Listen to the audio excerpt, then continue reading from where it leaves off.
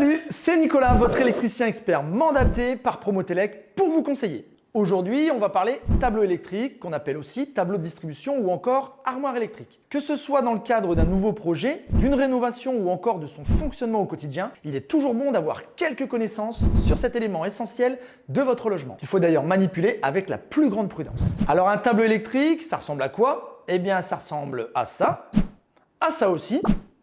Oui, à ça aussi. Merci, on a compris. À quoi ça sert? Eh bien, en quelque sorte, c'est le chef d'orchestre, le réalisateur d'un film ou encore le DJ dans une boîte de nuit. Et vous le savez, sans DJ, c'est Tonton Edmond qui va animer la soirée. Et là...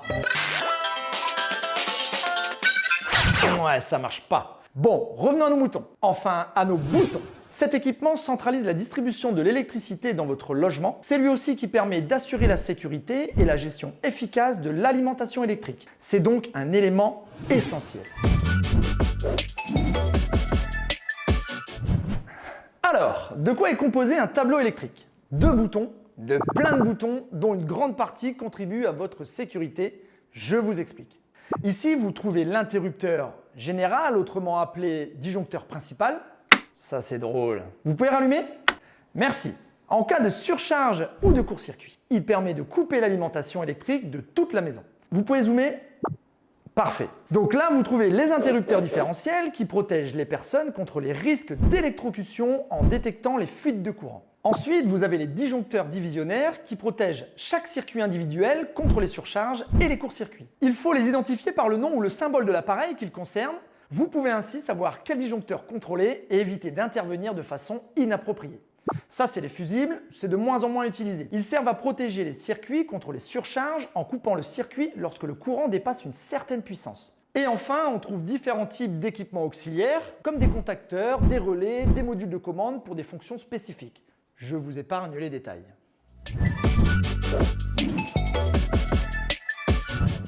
Ceci étant dit, ce tableau électrique, on va le mettre où? Ouais, peut-être, ça pourrait le faire. Là, il y a peut-être quelque chose à faire. Eh bien, sauf à vouloir à tout prix l'exposer au milieu du salon, pour des raisons de sécurité et pour faciliter sa maintenance, il faut surtout l'installer dans un endroit central et directement accessible depuis le logement, comme l'entrée, la cave, le sous-sol ou le garage. Il doit être installé à une hauteur réglementaire. Non, là c'est trop bas, là c'est trop haut. Je l'ai dit, il doit être à une hauteur réglementaire entre 90 cm et 1,80 m au-dessus du sol fini. Et pour faciliter l'accès aux personnes âgées et aux handicapés, les organes de manœuvre et de protection des tableaux doivent être situés entre 90 cm et 1,30 m. Voilà, c'est parfait.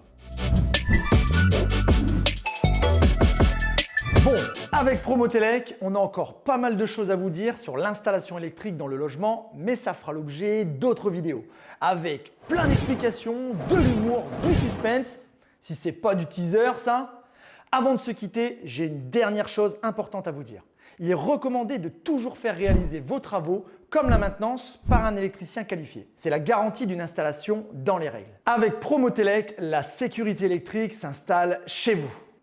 Là, vous pouvez couper la lumière.